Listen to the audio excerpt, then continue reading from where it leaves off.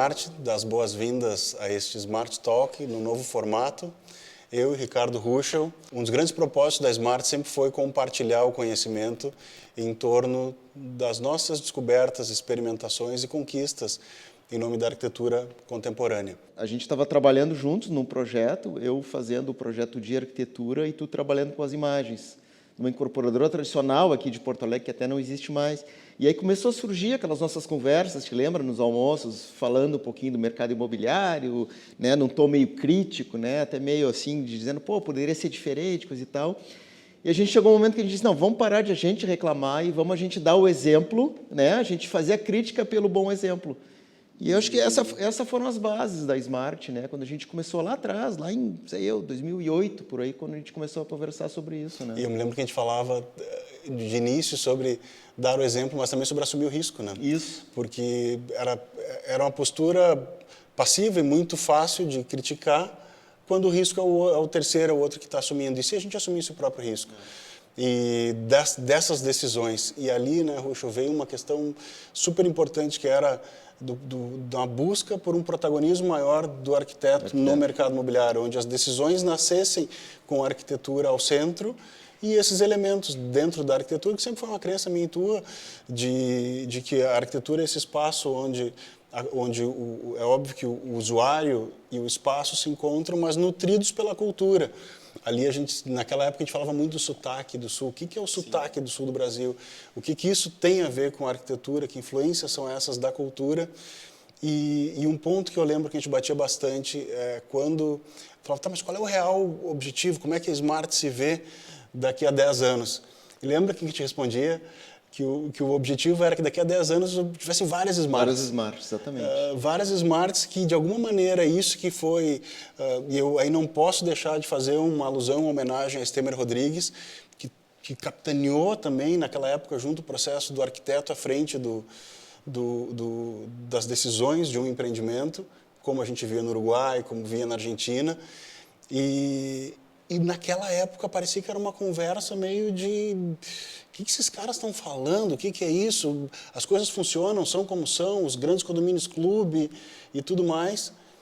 E eu acho incrível pensar que passados, eu falei 12 anos, mas passado quase 14 anos, hoje em dia a gente vê inclusive as grandes incorporadoras trazendo grandes nomes da arquitetura e me dá um senso de vitória. Sem dúvida. Sabe? Independente da nossa produção, mas um senso de vitória de ver que, bom, a mensagem foi absorvida, esse movimento está acontecendo. Né? E se a gente for ver, lá em 2009, o tema arquitetura para mercado imobiliário era uma coisa assim, quase que passava batido, não se falava muito.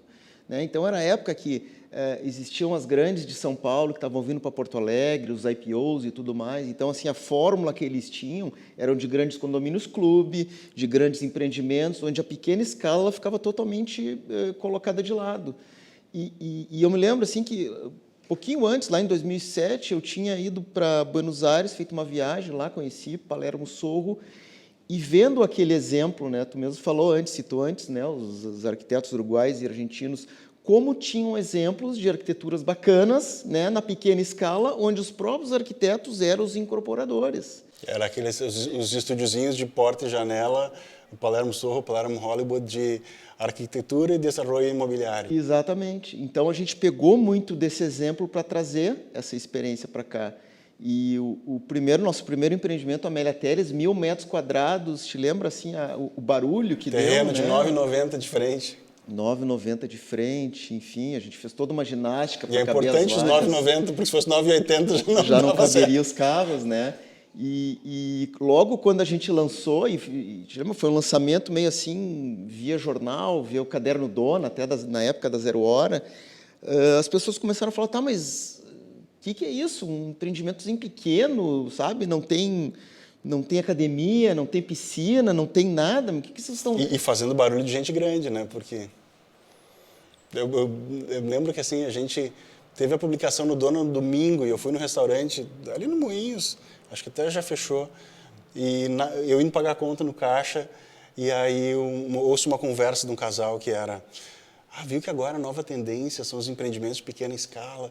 E eu disse, cara, hoje foi publicado, né, e agora já é a nova tendência. Eu lembro que as consultas que a gente fazia, vocês são loucos, 8 unidades de um dormitório, loft de 100 metros quadrados. Cara, vocês são completos. Não, esquecem isso. Não vai vender, não tem como. E aí a gente assim, se em Porto Alegre não tiver 8 famílias, pessoas que queiram isso, então a gente se muda de cidade, não muda o projeto, né? Porque esse projeto tem que caber em uma metrópole como Porto Alegre. E eu me lembro direitinho que foi outubro de 2009, quando saiu essa matéria no Caderno Dona. Era uma época que não existia Instagram, acho que sei eu se tinha na época Orkut. Facebook, acho que era Orkut. Orkut MSN. Mas, assim, não, tô brincando, já tinha algumas coisas, a gente não é tão velho assim. O que a gente recebeu de e-mails, de pessoas, de relatos, alguns dizendo assim, olha, eu não vou comprar apartamento, eu já tenho apartamento, mas o que vocês estão fazendo é algo que fora finalmente estão olhando para a gente, sabe? Finalmente estão olhando para uma arquitetura mais responsável, para um tipo de empreendimento diferente.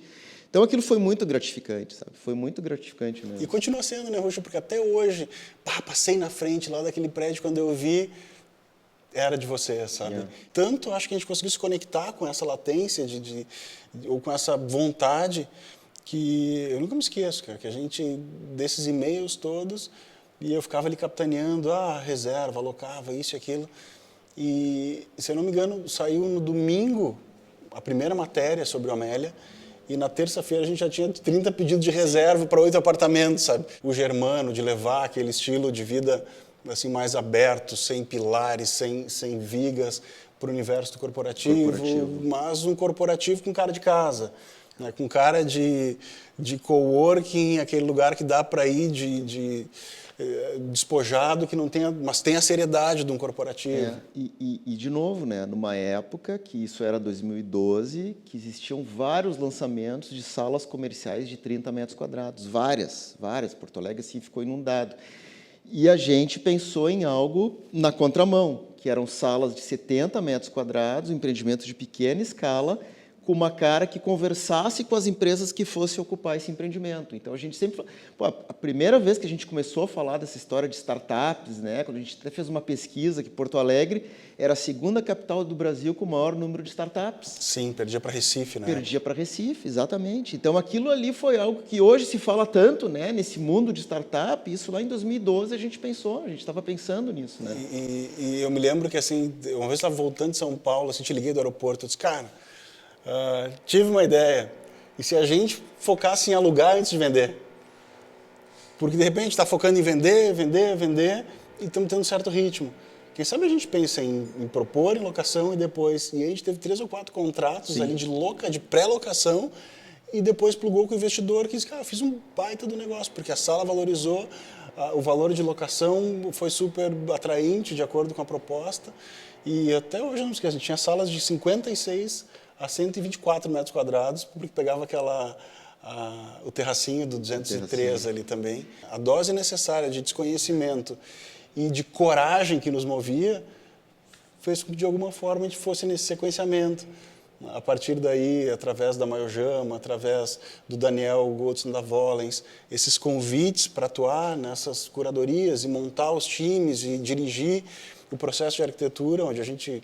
Em alguns casos se viu como diretor de criação, depois coautor, arquiteto, trabalhando com parceiraços, Ideia 1, Estúdio Prudêncio, nesse desenvolvimento. Acho que foi tão bacana. E até relembrar isso, a gente olhando junto, ver como a empresa acabou se especificando e buscando atender cada estrutura.